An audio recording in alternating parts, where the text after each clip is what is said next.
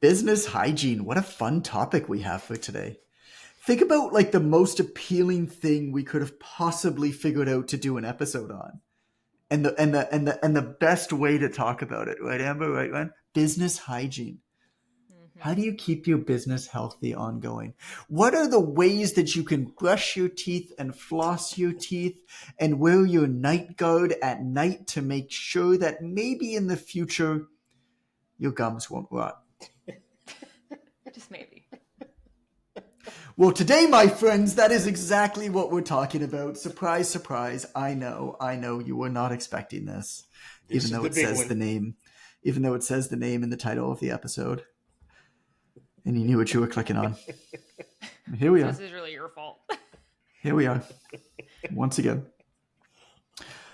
Today's going to be a day where Amber is going to take the lead. And I'm excited because she's always nervous to do it. She always begrudgingly does it. And then it's always better than anything that Ren or I could ever produce. Pretty much. It's So, pretty much how it works.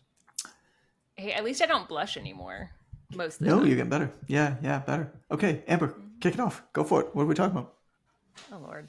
So business hygiene is those practices that you have that keep your business running smooth. So often this is kind of the annoying thing, like, oh, I really should take my makeup off before I go to bed, or brushing teeth, Think about doing that those all stretches. the time. I know. The things that pay off in the long run, but kind of suck to do Well, at the time.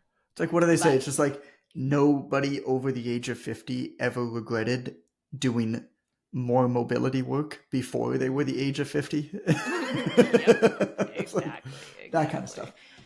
Yeah, so you may 50 not and- realize the benefits because you prevented the awfulness that would have happened otherwise. So this was just kind of my spin on some of those practices that should be happening for most businesses on a regular basis. And some are, This is your ongoing soft tissue work. Yeah, exactly. And, not everything will apply to everyone. So like with anything else, take what makes sense for you and leave the rest. But Love it. Kick it off. yeah. What do we got? What are we starting with? So the way that I have this broken down, my favorite word, buckets, right? Because that's how my brain works. Buckets?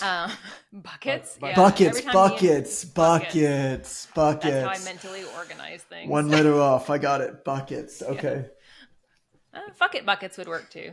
Yeah, there you go. That's a whole different Next topic, time. though. So like overarching buckets would be like client related tasks, financial tasks, marketing/sales tasks, and then personal and legal tasks.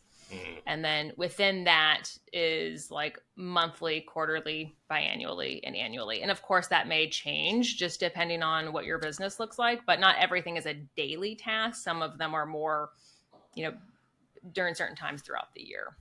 Okay. So is there a particular bucket that sounds more interesting? Let's start with the most interesting of all. Let's start with the one that I know everybody came here to hear. Legal. That one's easy. Annually. Checking out your recertification needs, right? Like for most of our coaches, it's every 2 years, but it's good to get ahead and check every year. Where is your status at? CPR, AED certification, and anything else that you need that might go into the services that you offer. Or if you plan on adding new services, it's a great opportunity to look at, okay, what kind of stuff do I need? So that one's a really easy one. The more in-depth one would be reviewing changes in your business. So thinking about things like a change in your services or policies, and then having your legal documentation updated. So like a lot of times when we first, like if you build a website and you do your terms of service and privacy policy and all of that stuff, and then we forget it. As we make changes, that should be updated. So once a year, it's a good opportunity to look at all of your policies, your client contracts. That's another really big one that coaches tend to forget to update. So those would be the two kind of annual things that I would do with legal that come to mind. Okay. I have nothing to add. Ren, do you have anything to add? I've thrown a personal tantrum after everything she mentioned here. I hate all of it, and I don't want to do any of it, so I'm glad I'm here listening. Thank you, Amber. I even get upset when I have to pay other people who have done it for me. Right. I was like, I hate that I had Right. to have this done on my behalf, and I don't want to pay you anything.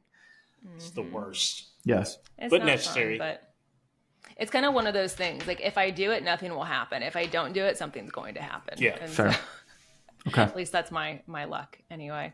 Okay.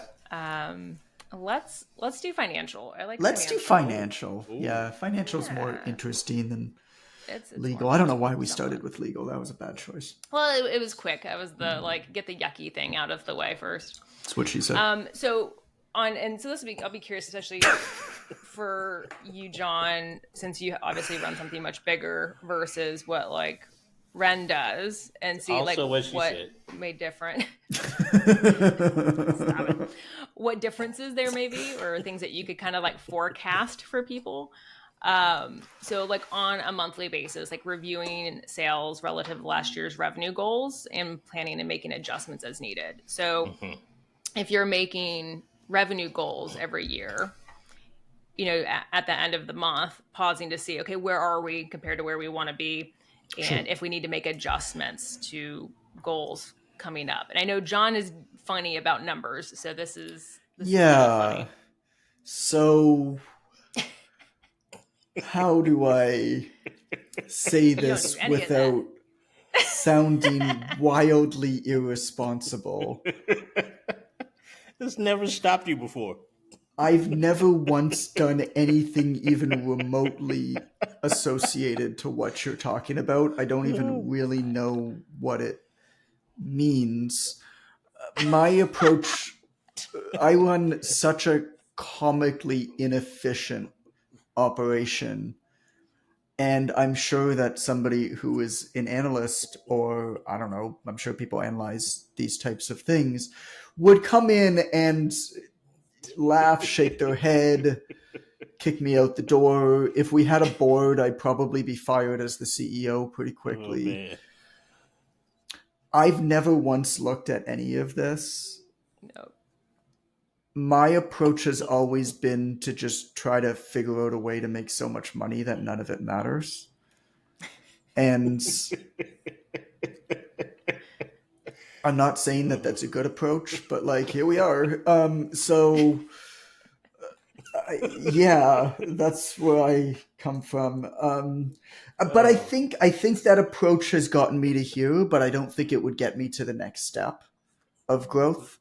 And I, in the past, have struggled to get to the next step of growth from a business standpoint. And I kind of took that as a sign to say, well, maybe I don't actually care about being there. It sounds hard and it sounds unnatural. And what I'm doing right now is great, and my life is great, and my wife is great, and my kids are great, and I'm happy with the pace of my life. And so maybe being okay with like, hey, if we don't grow every year and make more and more and more money, if we don't 10x, if we don't whatever, because I don't keep my eyes on those types of things, maybe that's okay. And that's not me giving a recommendation. That's me basically hiding in a corner saying, no, yeah. no, Well, it's good to I play devil's don't advocate. want to do it. But it's good to play devil's advocate because it doesn't work for everyone. And so that's why we kind of have the disclaimer of take what makes sense to you. And Yeah. I couldn't do that. That would cause severe anxiety.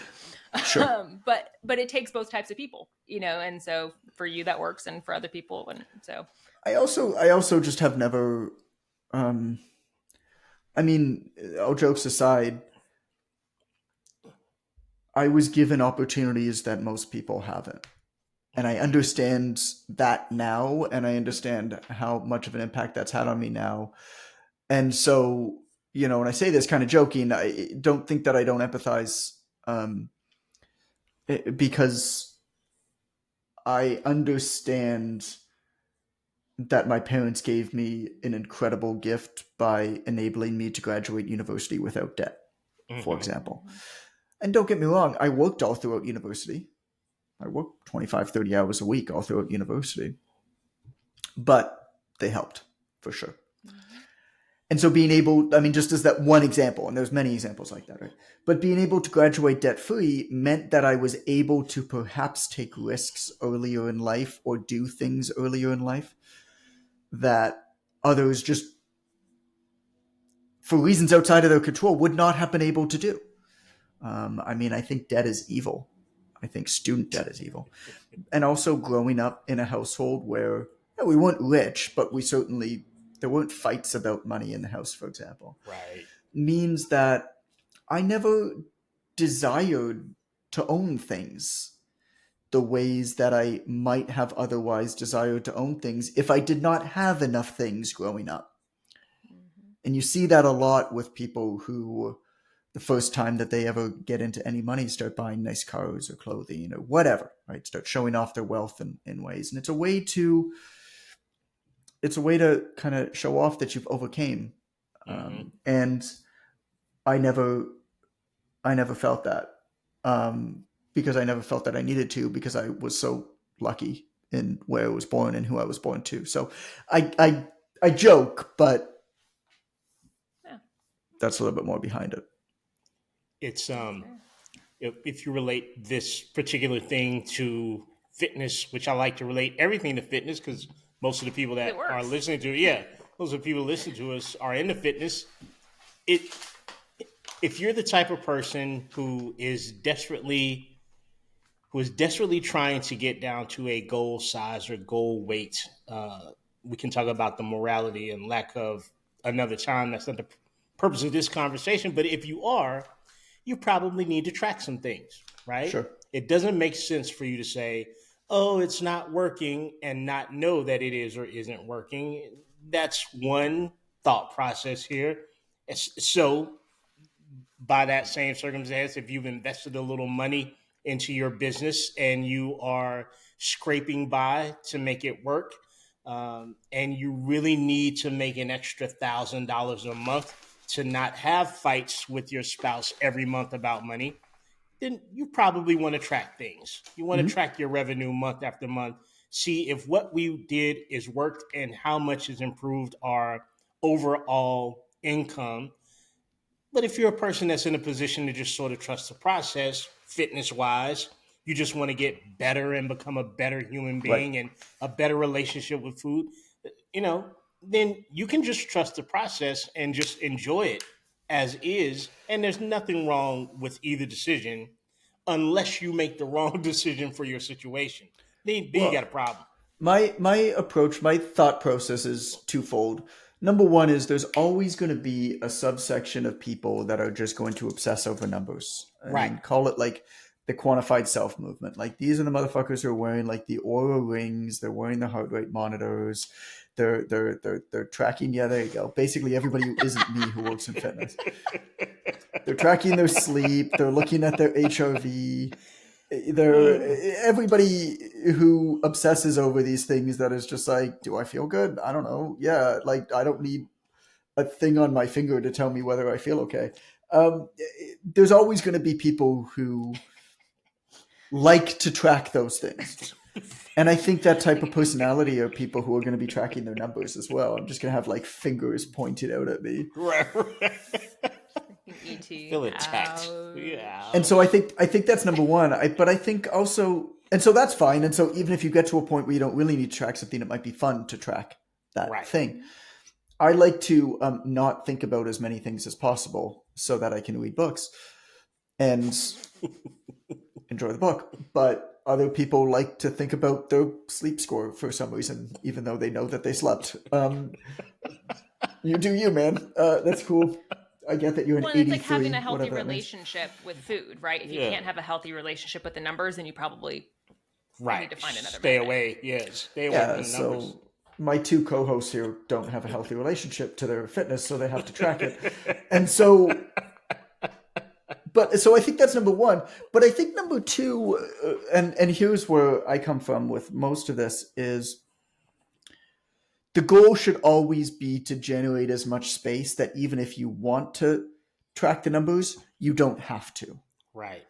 The goal should always be to, I don't care who you are, the goal should always be to have a great profit margin and to generate a lot of cash in your business, to Mhm. give you a lot of space to try stuff, to screw stuff up, to make bad hires, to attempt things because you never really know what's going to work until you try it. And so if you have that space where you can try a bunch, like I'm trying lots of things right now. I have an agency helping me grow my newsletter list. We're running paid ads for that. We're doing a bunch of stuff, and I don't know whether it's going to work or not. And if it doesn't work, it's going to cost me a few tens of thousands of dollars.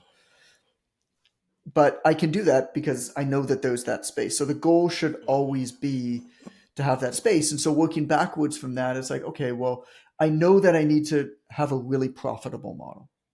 I know that I can't ever really cut it close because if you are not yet able to scale and you're cutting it close, you will never be able to scale. Mhm.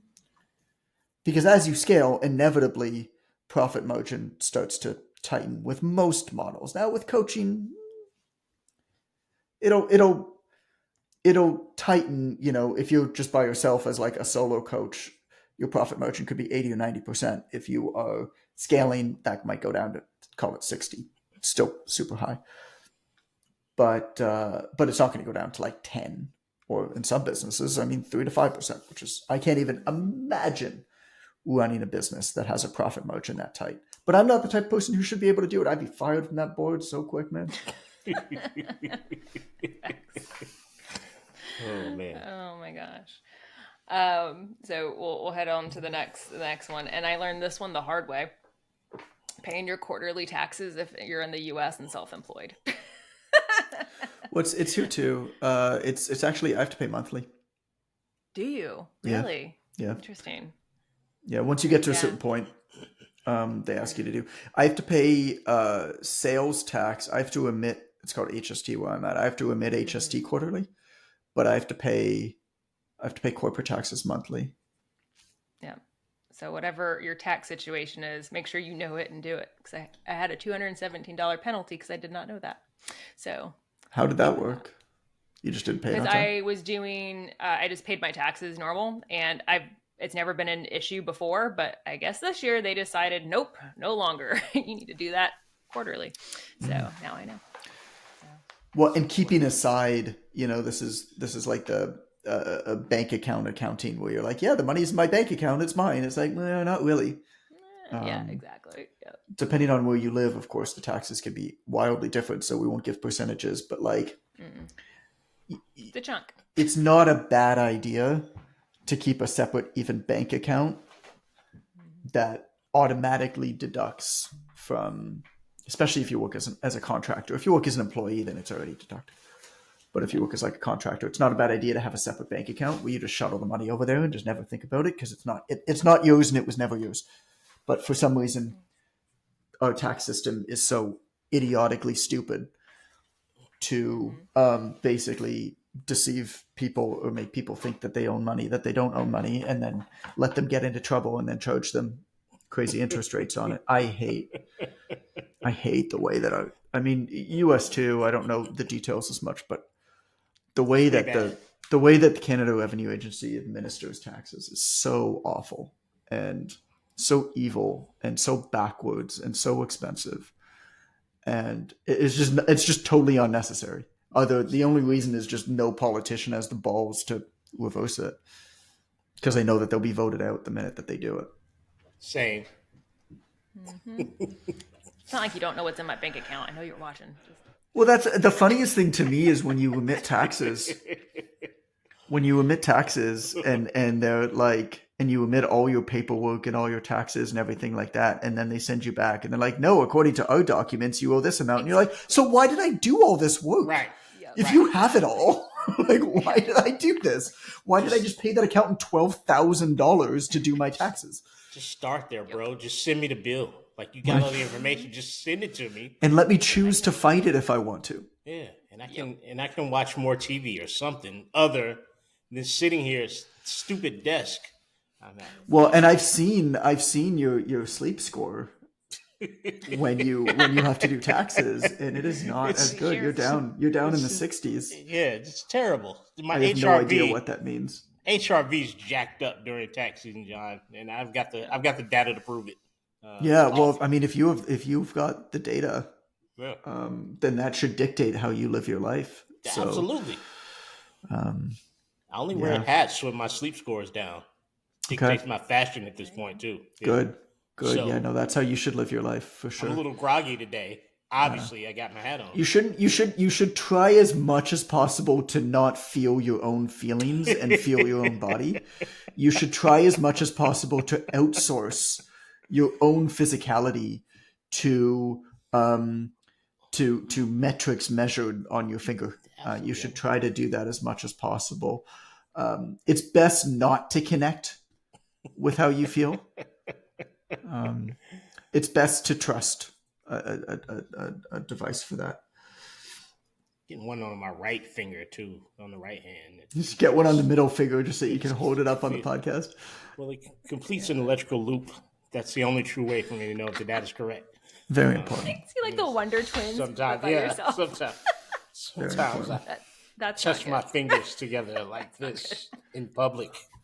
I'm sorry. What were we saying, Amber? All right, let's move on. It's gonna get sideways fast. So once or twice a year, I would strongly recommend reviewing cost, time spent, and like your tech stack.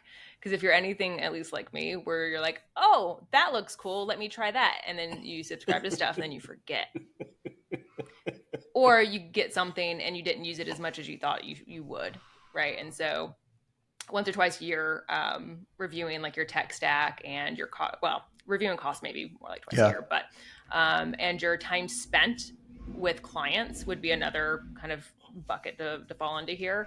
How much time you're actually spending with clients, because when you create your pricing, that's including the time that you're investing in delivering your service. And like most of the coaches that we work with, we know that you all bend over backwards for your clients. And so it's good to kind of pause and reflect to see, do I need to adjust my pricing to reflect the amount of work that I am putting in, or do I need to better adjust my processes and my systems so that way it's more in line with my pricing. So I think that's good to do once or twice a year as well. Especially software. There's a lot of software bloat. Mm-hmm. This is one of the reasons why you should sign up for Quick Coach. Is because to pay $50 or $100 a month plus to send a spreadsheet on the internet to a client seems like a pretty ridiculous expense that could be better spent elsewhere. I mean, it's thousands of dollars over the course of a few years. It's a mortgage payment. It's a vacation that if you just switch over to Quick Coach, you will be able to pay or make. It's a pretty big difference. Well, and the constraints are a good opportunity to practice your skill set better, right? Because I think a lot of times we have a tendency to like overcompensate with software because we feel insecure about what we do. And having a constraint where it doesn't have 1.5 million things that you could do with it forces you to focus on the skill set that you're actually offering instead of trying to hide behind all of the bells and whistles. But it's not just the fitness software that you're using. No, I know. It makes sense to go through. I mean, pull up even just your credit card statement. Like I just review a credit card. It takes me 2 minutes. I just review my credit card statement once a month. I just go through it. And for example, like last month, I was like, I just paid $800 for LastPass to renew for a year. Like, what in the hell why is that costing me $800?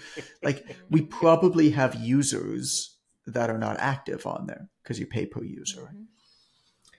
And so there's a lot of stuff like that you can go through and just cut it out. Just cut it out. You'll save a lot of money doing that for sure. Speaking of. Yep. Go through this now. He's checking now. Oh my goodness. And then awesome.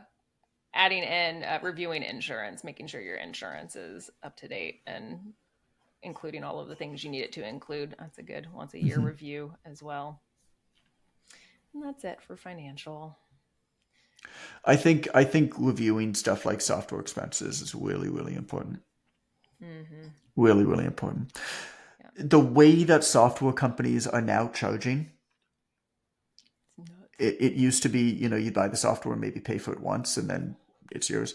Or it used to be you pay like a yearly fee and that was it. Well, now that it escalates so quick. Like I even think of custom email domains, like Amber at QuickCoach or Amber at PGC.com or whatever. Those cost like $8 per user per month. Mm-hmm. And so you've got, we have a bunch. Like my bill to Google just for those custom email domains. Yeah. Every time I see it, I was like, this is ridiculous. Like this is silly. But it escalates pretty quickly. Mm-hmm. It does. All right, so let's head into clients, and then Ren, I'll be curious to see what you either agree, disagree with, or would add or take away. I got some stuff. I would imagine so. I would imagine so. So just to clarify, so like things that we should be doing that involve our clients on a regular basis. So like on a monthly schedule, reviewing like overall client progress and identifying trends and forecasting potential hiccups for the next month. So this might be like, okay, we know back to school is coming up next month and we have, the following, clients that are teachers or parents. How do we prepare them for that? So getting ahead of any potential issues is good to do on a monthly basis. Doing client temp checks. So kind of seeing where they're at, good, bad, or indifferent, so that way you can potentially get ahead of churn. Ren has a talent for fun scaling questions. So this doesn't have to be like a deep dive thing, but like a single, like on a scale of 1 to 10, with 1 being, that's Ren's domain, and 10 being whatever, like how are you, what does the next month, look like for you? How positive do you feel about being able to follow through on whatever? And that way, again, you can kind of get ahead of any potential issues. Do you do anything like that, Ren? Oh yeah, absolutely. So one of the things that I do with clients is I back out to the year because I know now with my clients that certain things happen per year. Just to piggyback on, I hate saying that. Just to continue with Amber's thoughts, that was better, right? See, I did it. Just continue with Amber's thought. I will use scales that are very definitive, but I use humor to make them more definitive. So, for instance, I'll say, based on a scale of 1 to 10, 1 being, Ren, your face is stupid, you waste my time, I hate your hat, to 10, this is the best conversation I've ever had about this. Where do you think you fall? Like I'm using jest, but I'm also using very extreme definitive 1 to 10 because I want them to be specifically absolutely for or absolutely against. Otherwise, humans just give you 5 to 7 all the time. But I want to make it so memorable that they have to lean towards one or the other. But as in addition to that, one of the things that I've started doing is I've got my months plotted out for certain things. Number one, I've got my months plotted out for overflow and volume, just noise for January. So every January, I'm asking my clients about the noise because that's when the new things creep up. If I'm fortunate enough to get clients in January, in my experience, those are the people most likely to jump ship for a shiny object. So it's really important for me in January to have the shiny object conversation. And oftentimes I'll just bring something up that I see that's out there that's trending. Have you heard much about this Ozempic thing? What are your thoughts about it? It's just a smart thing to do with your clients to bring it to them. Otherwise, they sneak away and do it. It's like talking to your kids about abstinence instead of talking to them about the actual birds and bees, and boom, you got a grandchild. The other thing for me, for instance, in December, I know people are their flexible health savings account and their health savings account, they're going to run out. The flexible one you return back to your employer, but the health savings account you keep yearly. And if they don't use that money in December, they lose all the money. I'm approved to take a flexible health savings account payment now through NASM. And so in December, I know a lot of what I'm talking to clients about in terms of renewal is, hey, you know what? Your health savings account is going to run out by the 31st.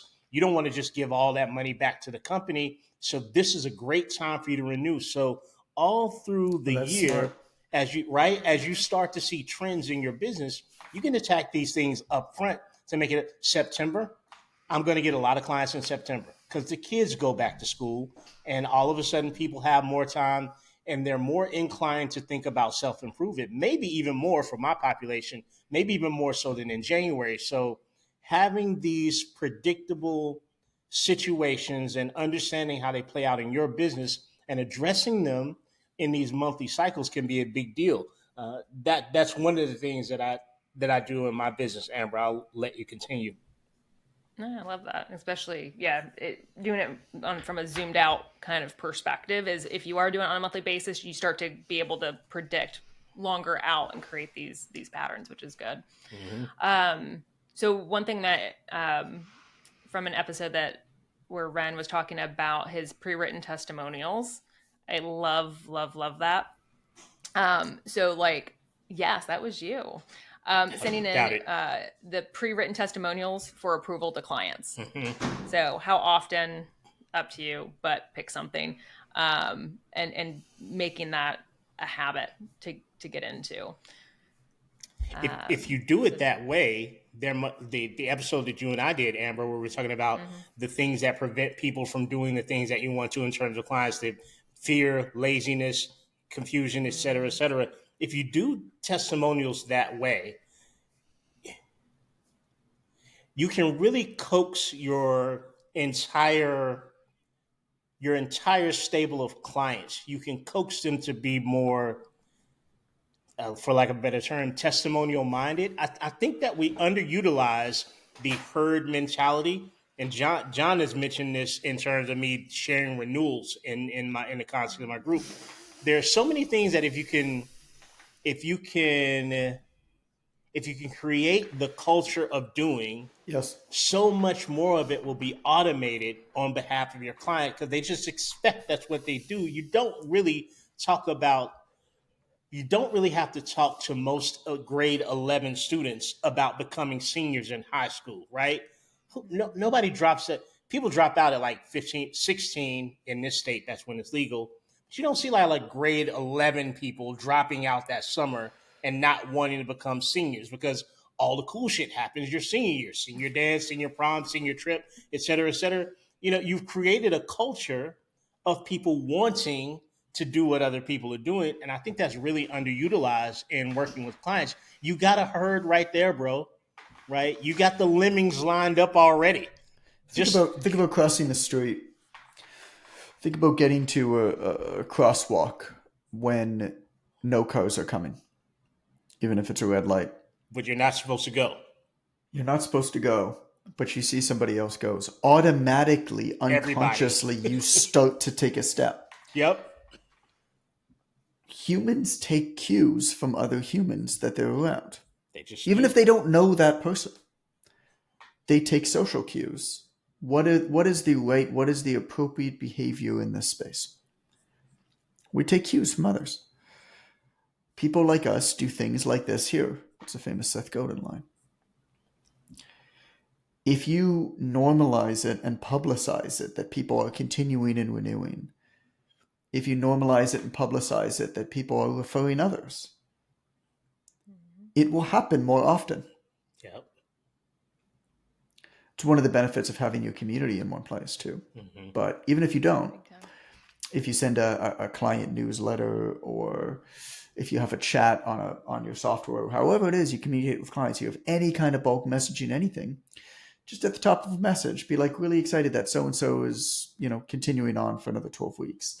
Can't wait to help you continue. Or thanks to Margaret for referring her friend Courtney this month. Really, really appreciate always any referrals, Something that I heard, I was listening to a podcast with our buddy Mike Dola. He was being interviewed a couple weeks ago.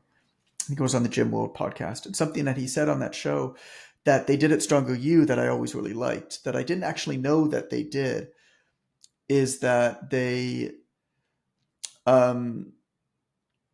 actually said to their community whenever there were referrals and people, they celebrated when he was able to hire another coach.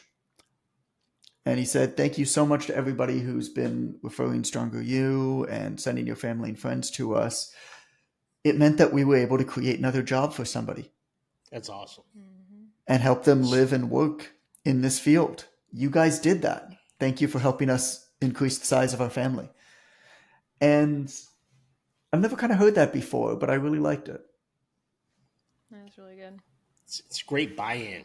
It gives the clients greater purpose to participate in the brand and have some type of skin in the game that's not just the money that they spent or the effort that they put in. Yeah. We're building this thing together. You're a part of it, which is most of the corporate failure that we see in the U.S. economy.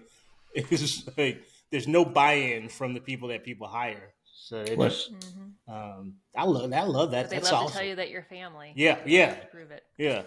And then they kick you out to make sure you know. Yeah, exactly. Exactly. That's good stuff, Amber. Okay. Yep. So next things, and so this little section is a love-hate relationship for me, because I think, and at least a lot of the coaches that I know, we love making these, but we hate maintaining them. So reviewing any type of client collateral that needs to be updated or make amendments for. So it could be anything from like your welcome packets, if you make videos, updating your FAQs, if you provide any type of like self-help docs, that kind of stuff. And also looking for opportunities to create new materials that make your clients' lives easier and, more importantly, your life easier, save you time. So it's always fun to make these things, but it's so easy to forget to update them. And then you send it to a client and they're like, well, where's this? And you're like, oh, crap. And then that feeling right there sucks. So I think like once every 6 months or a year or something, or before like a big or after like a big update happens, is a good opportunity to update that kind of stuff. You don't have to do it with every single change, because then this is all you'll ever do, but like making space to focus on it for a week or something and getting that kind of stuff updated makes your life a lot easier. I have a confession to make before we continue. Ridiculously bad at that. Like the last time I looked at my FAQs, I was like, first of all, who is that? Who's who's that in the video? Well, it's not the fun stuff, right? Is it? But then it bites us in the ass somewhere, and then it's like, oh man, I really should have done that. Somebody like calls you out on like one of your contract terms or something. You're just like, I haven't looked at that thing since 2018. Right. Yep. Right. I think I'm talking about the pandemic in my FAQs or something. I was like, this is terrible. I really need to get on that today. Exactly. That's a good point, Amber. Thank you. I think. Are you actually going to change it though? Probably not. No. Yeah. Okay. As long as they're being honest about it. Don't you? And then I think like once a year, reviewing like your churn rates and looking for patterns, right? Looking for bottlenecks where people seem to be dropping off more frequently. Like, do you happen to see it's around month 3? Or that you're getting a lot of people canceling within the first 4 weeks, or, whatever kind of patterns that you're seeing. I think it's an opportunity to address that sort of stuff. And then also looking based on that, what features and services that you're offering that are providing the biggest ROI. Because we have a tendency to want to over deliver, that is in my heart too. But a lot of the times we offer a lot of stuff that's not really making a big impact on client lives or on our financial stuff. So looking for opportunities of, what kind of stuff can I let go of and maybe reinvest that time or money elsewhere that provides bigger value to either my clients or to myself. Can I chime in here too, Amber? Because I did none of the work to set up this episode and you're killing it. So I'm just going to attach myself to it to make myself look better. Do it.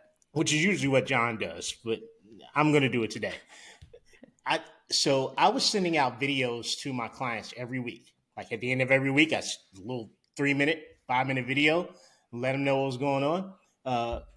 I switched from doing that in my Facebook group to doing it through a YouTube link. So I personally text them the link of me, and it'll, like if it was you, would say Amber 5/15/24. And it's just, hey, Amber, so you did a great job this week. You did this and that. And I just want to acknowledge, went back to start looking through the YouTube. I had like a 25 to 30 with no views. nobody was ever watching the fucking things. And clients were thanking me for, thanks so much for sending me the weekly video, Ren. Like, they're ecstatic about it. Nobody was watching. I don't do it anymore. It's just something that I thought was great. ROI of -20. Like, there was nothing happening there at all. Had I not reviewed it, I'd probably be filming a video right now during this podcast to send somebody that they're not going to watch. This is such an important, it's such an important point that you just made. Reviewing all the bells and whistles that you think are just wildly enchanting your client that they don't give a shit about. Like, they could care less that you're doing it. I made that mistake for years just with those videos. Thank you for mentioning that. Well, and it doesn't have to be all or nothing, right? It could be that maybe they got a view, but and it was good, but maybe you don't have to do it individually. Right. Maybe you end up doing one video that goes out to all clients that would have the same or similar impact. And so there are opportunities to scale back, but still deliver something of value. Replaced it with the weekly Q&A and a live broadcast in my group. So that's what on Mondays, they get to ask a question if they want to. On Tuesday, I address the question. And on Tuesday, I invite them to ask for a replay. Anybody that wants a replay, I message them the link to the replay. So now I'm not just wasting time. Again, I was the Martin Scorsese of freaking fitness videos. And the Academy was rejecting everyone. No nominations, nothing. It was terrible. So that's a really great point. Because we want to wow them, not realizing that if we just paid attention to what they say, we'd probably be in the upper 1% of trainers that they've ever met. But we want to do so much extra. And that can really be the rock and hard place of being in a community of trainers who have all had excellent education in business. Like, you just see so many other people doing amazing things. You're like, I should do that too. But it's not always all necessary. I'm glad you brought that up.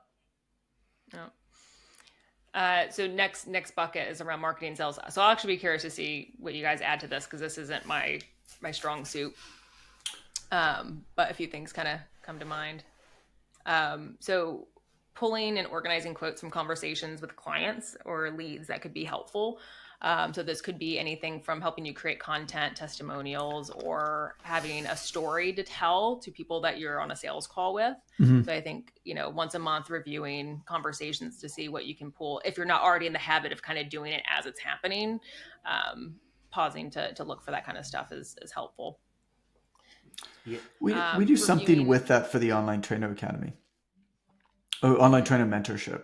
We do something for the mentorship where our success coaches who talk to potential people that are going to join on the phone, we have a page with, 100 plus videos or something of past alumni saying good things about their experience. And the problem with one of the struggles when you've been doing something for a long time and have a lot of people who've had success with it is you almost have too many testimonials and case studies. And what you can do, just send somebody a page with 100 videos. So what we've actually done is our team has identified the major reservations that people have before they join. Often they've been a part of something else and maybe not had a great experience, or maybe had a fine experience, but whatever, a whole bunch of main reservations. And so what they've done then is they've gone through those videos that we have, and they've actually timestamped them according to the major objections and reservations. And so what they'll say to somebody is, hey, totally get it. Look, want to send you something. It's about 2 minutes long. Will you watch it? Yeah, absolutely. Cool. Okay. So I'm going to send you a link. It's going to take you straight to a video on a page. And the page has a lot of videos and stuff like that. You're welcome to watch anything, of course, but it's going to take you straight to a video. Specifically, check out minute 220 to 4 minutes in this video. All right. It talks about this specific thing, and they thought the same thing as you at the beginning, whatever, right? And so what you're doing there is a few things. So what we've done is all of the videos on the page all have anchor links. And so the team will send the link with an anchor link so they get to the page and it scans them right down to that one video. But they still see that there's a page with 100 videos. So it's kind of overwhelming social proof. but then um, they're given the exact answer that they need to be given, or testimonial or social proof or whatever, right? That they need to be given to kind of quell that reservation. So that's how we do it. Is our team just has a spreadsheet, and anytime, I mean, and now at this point there aren't any new reservations. Like, we know you're going to think that you should build a low ticket offer, and we know that that's the wrong approach, and so we kind of you might say no to us anyway because you think that that's the right thing to do, and it's going to take you a year to realize that it's not. But that's cool. You got to go through that, and then we'll see you in a year, or other things that might come up, and that's worked really nicely to send them those, because it's focused, but it also communicates that we've been doing this a long time for a lot of people. We did something similar with the OTA a long time ago. We had the graduate stories. It was great. And you could filter based off of like goals and what have you, just to see like, okay, somebody like me has done this and this was the outcome.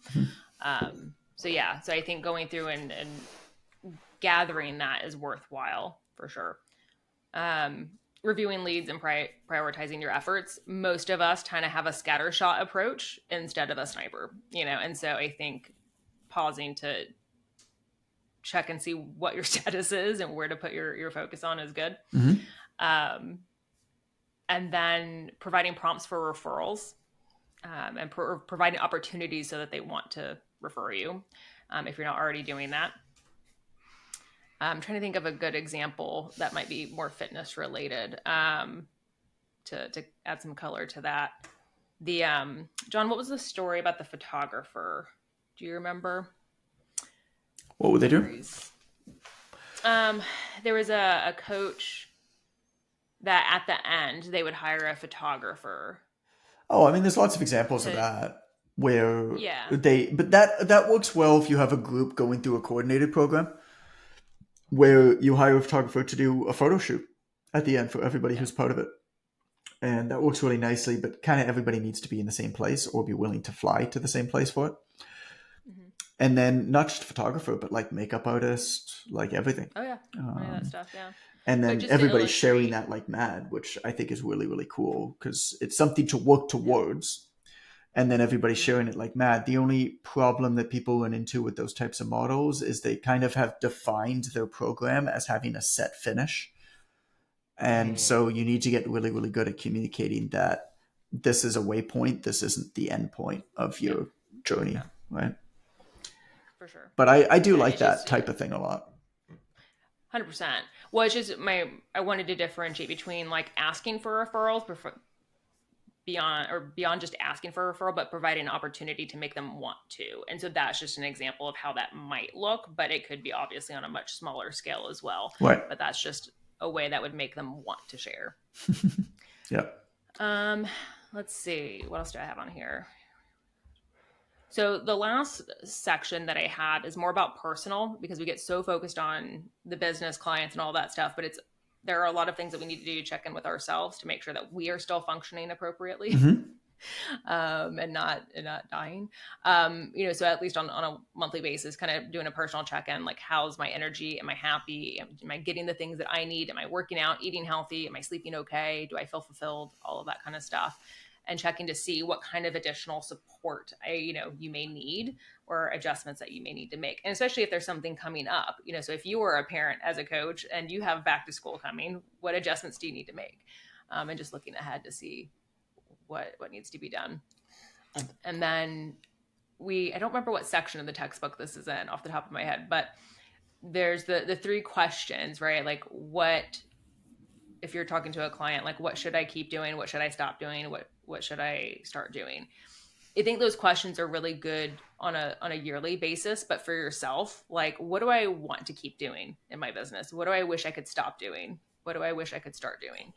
And using that as a way to kind of guide the upcoming year for any potential changes that you want to do. I think this is where people burn themselves to a crisp as entrepreneurs, just neglecting to have that conversation. It's funny because I had a conversation with somebody this morning who was asking me about OTM, Online Trainer Mentorship, which is the higher level version of Online Trainer Academy, where if you're already at $1,000 or more, we teach you how to scale, et cetera, doing my John Goodman due diligence there. But that was really That's the good. most you've ever promoted one of my It's businesses and the ever in best. life. And the best because for You 3 years I did good. couldn't remember the website for OTA. How do people And sign up or get or well, begin the application process for the damn it, mentorship? John! Now you're gonna ruin it. You can email John at it's onlinetrainermentorship.com. Coach Don't Judah. email Yeah, me. No, you yeah. definitely don't want to email me. Yeah. Go to my Instagram and send me a DM that says mentor, So you just couldn't let me please. shine for once. You just couldn't You let me could get it shine. right for 5 damn seconds, John, before you start Shine like asking a me, diamond. making me You prove did that I. good. But what I'm saying is so Coach reached out to me this morning. Hey, I want your honest opinion about OTM, as if I Sure. give any other opinion. And I said, sure. Hey, shoot, what do you got? Well, I'm doing $20,000 to $30,000 a month, and I just want to know if it's worth it to get to $50,000 to $80,000 a month, and blah blah blah. And what's your experience? I was like, all right, first of all, damn it, I've never made more than about $10,000 a month. However, as an unmarried, unparenting adult in an apartment who also gets income from his previous occupation, I'm living my best life, dude. You're not asking an OTM question. You're asking a individual purpose in life question. What? You need to talk to yourself about that, because I don't know what your debts are like, what your situation is like, but you're making 20 or 30 G's a month, brother. Like you're the upper echelon of United So States here's where you went citizens. wrong in that answer. See, you see what he does? See how he Knew does that was that? coming. All right. You just told on yourself. Here's where you went wrong in that answer. Yeah. Yes, the online trainer mentorship is right for you. let me give Jason's contact. You start there. He'll get you into. So this type of But you're right. internal You're 100% right. this type of Because the internal answer angst. is yes. The answer is yes, we can help them get there. Yes. But the better question to ask is, why do you want to get there? Right. Because is that actually going to what we do in the mentorship is not just help you make more money. What we try to Right. do is help you get what you want to get out of life. And And that might mean figuring out that you don't want to make more money, but like right. structure yourself better. And that was my purpose. That was the final resulting answer that I gave him. Is that I said, hey, look, I get to travel when I want to. I wanted to not spend so much time on my business, but reap the rewards. And I also wanted time to enjoy the income that I was making. And I said, quite frankly, I said, I have two siblings that died at 50. I am 50. They never actualized their dreams for their life. So this question for me is a question about what guides your life to the place that you want it to be. The OTM's great. I just don't think you're asking an OTM question.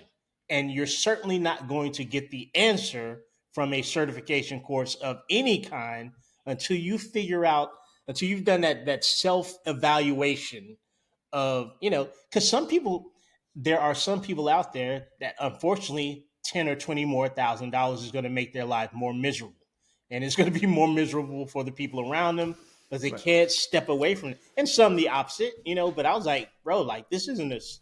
I thought he was going to ask me like, how often do we meet? And, is the information quality? But I'm like, bro, I can't answer this question. And I think that more of us as coaches, just business owners in general, really could use a yearly, if not semi-annual, just evaluation of where am I in my life Mm.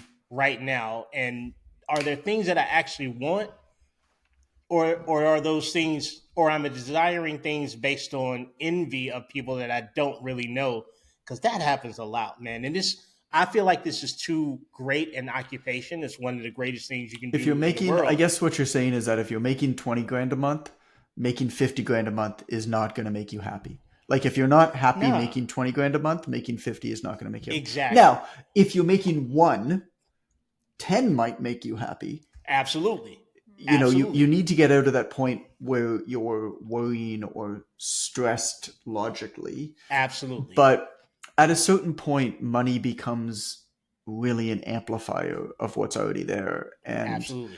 if what's already there is not that positive, not that well thought out, or not that well planned out, or simply just not aligned, then more money is actually going to exaggerate how you feel. It's terrible. And but that's past a certain point, of course, right? Right. Hey, nobody wants to scrape by. Yeah. But I'm like, I thought he was gonna say, I'm just barely making $1,500 a month. He's like, yeah, I mean 20 to 30,000. I just don't know if I want to get to 50 or 80,000. I'm like, shut up. Just shut the hell up. Shut up. Shut up. Shut up. Just shut your mouth when you're talking to me. That's how I felt. I was like, dude, you got not real problems. It's funny. Awesome. We should cut this. Unless you've got any other. Oh, perfect. Okay. That Good. was great. Thank you, Amber. That was wonderful. Thanks for being so prepared. Giving me a day off too of preparing for the podcast, which was wonderful. Appreciate you. Love you. Yep. I'm going to recommend another just wildly interesting episode here, and if this topic didn't make you excited the minute that you saw it, where you're like, of all the things in the world that I want to get excited about and learn about, I'm not gonna look at memes online. I'm not gonna watch Netflix. I'm not going to explore the many beauties of the world around me. Instead, I'm going to listen to this based off of this title and the subject of this episode. If that is you, if you are that type of person, well, you are going to love episode 204. Episode 204. Wait for this. Wait for this. Okay? Just calm your loins. Calm them down. Episode 204 is called Legal and Ethical Policies for Coaches. For the record, get there right you told now. Me to change the original title. That was what you asked me to change it to. Don't walk. But both topics are both me. Don't walk. Run. Run. Oh. Episode 204, Legal and Ethical Policies for Coaches. I know you just want me to stop talking because you can't wait to scroll back in your feed and learn about legal and ethical policies for coaches. Just calm down.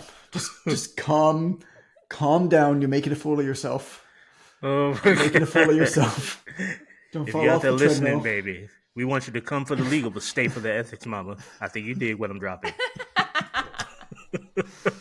Amber, you deserve better. Just across the board. Categorically in this organization, you just deserve better. And I just want to say that to you. Nobody else tells you. Remember I said it. You just deserve better. Yep, I did. You're not going to get better, but you deserve better. Time for me to go eat some chicken wings. Bye-bye.